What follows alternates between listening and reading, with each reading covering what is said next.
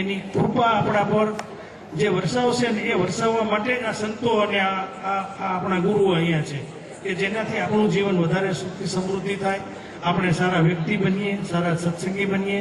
અને આટલી જો આપણે કાળજી રાખશું તો આ પ્રસંગો ઉજવવા પાછળની જે ભાવના આપણા ગુરુની છે, જે વંદનીય સંતોની છે, એ ભાવના પૂરી થશે. એ સાથે હું વિરમું છું.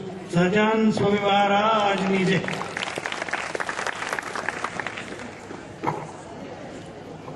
હવે આપણે આપણા વર્તમાન કાળના ગુરુકુળના વિદ્યાર્થીઓ આપણને સરસ મજાનો મણિયારો સંભળાવશે અને બધાને આપણે નિહાળવાનો છે. જાદવ સાહેબે ટૂંકમાં પણ બહુ સુંદર વાત કરી. અહીંયા પધાર્યા હોય આપણે ઘણી બધી આપણું મૂલ્ય હોવા છતાં મનુષ્ય દેહની જે કિંમત છે ને જો આપણે ન ઓળખી શકીએ ને અહીં આવ્યા પછી કાંઈ લીધા વગર જઈએ તો એ બરાબર ન કહેવાય.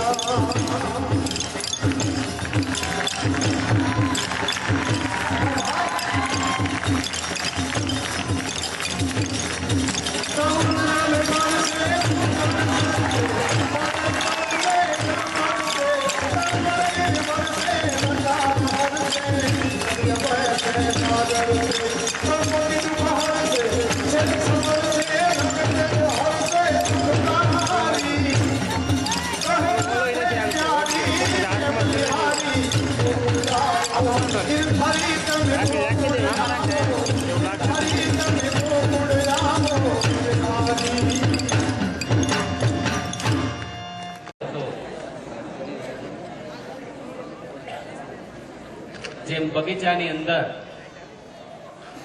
બગીચાનું રક્ષણ કરવા માટે માળી જોઈએ અને સસરા પક્ષની અંદર જીજાજીનું સન્માન કરવા માટે એક સાળી જોઈએ, તો આવા બાળકોને વધાવવા માટે વાલા ભક્તો તમારી તાળી જોઈએ. ગુરુકુળના બાળ બ્રહ્મચારીઓએ ખૂબ જ અદ્ભુત રીતે ગુણાતીતાનંદ સ્વામીના જીવન કવન ઉપર સુંદર મણિયાળો રાસ રજૂ કર્યો. હવે આ કાર્યક્રમને આગળ ધપાવીએ તો હવે આપણે એક સુંદર મજાના બે વિમોચન કરવાના છે. તો જે ભક્તોને હું આહુત કરું એ આ ઠાકોરજીની આગળ સન્મુખ જે સ્ટેજ છે એ સ્ટેજ ઉપર વિમોચન કરવા આવશે. તો સૌ પ્રથમ નવા કેલેન્ડરોનું વિમોચન કરવાનું છે, જેમના સૌજન્ય કહેતા સ્પોન્સર છે અક્ષર નિવાસી દેવજીભાઈ કાનજીભાઈ રાજાણીની પુણ્ય સ્મૃતિમાં પરમ ભક્ત શ્રી જીણાભાઈ દેવજીભાઈ રાજાણી, અંકુશ કન્સ્ટ્રક્શન, નાયરોબી, કેન્યા, એ જેના કેલેન્ડરના સ્પોન્સર છે, પણ સંજોગ વસાતે અહીંયા ઉપસ્થિત નથી. તો વિમોચન કરવા માટે વંથલી ગુરુકુળના ટ્રસ્ટી પરમ ભક્ત હકાભાઈ ચોવટિયા તેમજ પધારેલા પરમ ભક્ત શ્રી વેલજીભાઈ વાલજીભાઈ હિરાણી, સુખપર, રોહા, કચ્છ, એ ઠાકોરજીની સન્મુખ આવશે અને નવા કેલેન્ડરનું વિમોચન કરશે. આપણે વાલા ભક્તો જ્યારે કેલેન્ડરનું વિમોચન થાય ત્યારે હાથ તાળીના નાદથી એક વિમોચનને વધારવાનું છે. ઉપર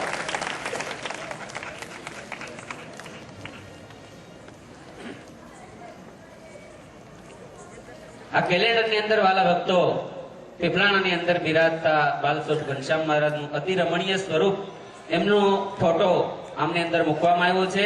અને જે કેલેન્ડર એનું આજે વિમોચન થઈ રહ્યું છે દાતા શ્રી જીણાભાઈ દેવજીભાઈ રાજાણી. બોલો સ્વામિનારાયણ ભગવાનની જય. કૃષ્ણ મહારાજ.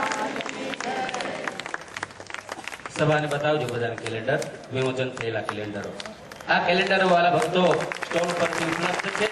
જે ભક્તોને જોતા હોય સ્ટોલ પરથી પ્રાપ્ત કરી શકશે. એ કેલેન્ડરો આપી દેજો વિમોચકોને. હવે ત્યાર પછી વાલા ભક્તો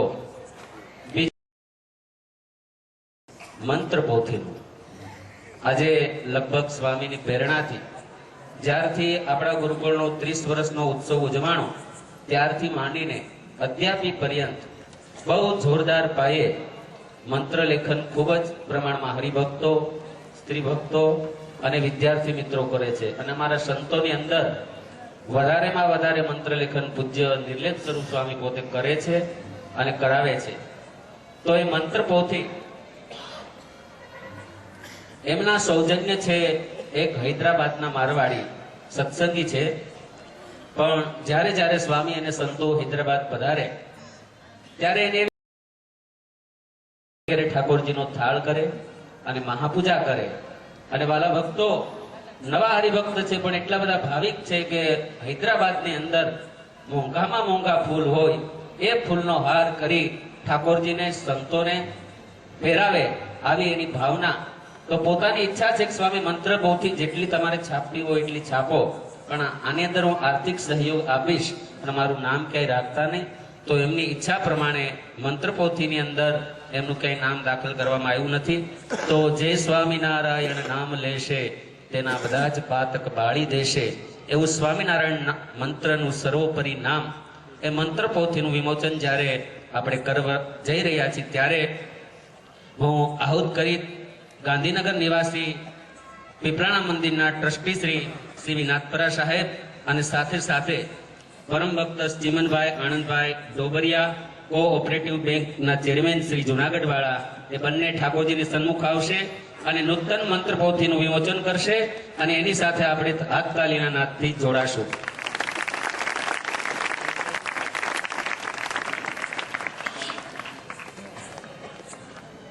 આ મંત્ર પોથી એનું જયારે વાલો ભક્તો વિમોચન થઈ રહ્યું છે ત્યારે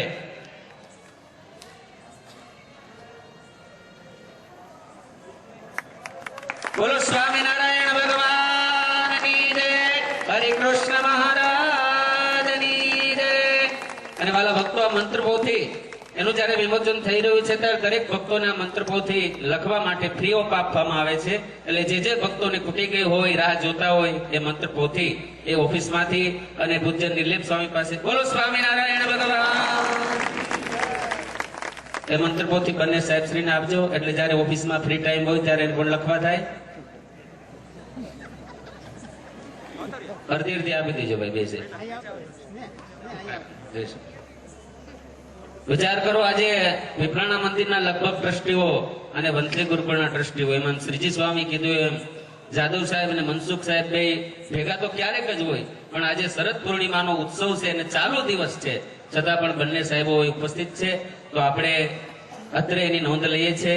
અને વાલા ભક્તો, મારું પ્રવચન હતું પણ ટાઈમ વહી ગયો એટલે ઘણું બધું લેટ થયું છે, એટલે પ્રવચન મારું અહીંયા ટૂંકાવી દઉં છું. પણ આજનો દિવસ એટલે શરદ પૂર્ણિમાનો પવિત્ર દિવસ અને રાસલીલાનો મિનિંગ રસનો સમૂહ છે. રાસ અને લે એટલે લીન થવું અને લા એટલે પ્રગટ કરવું.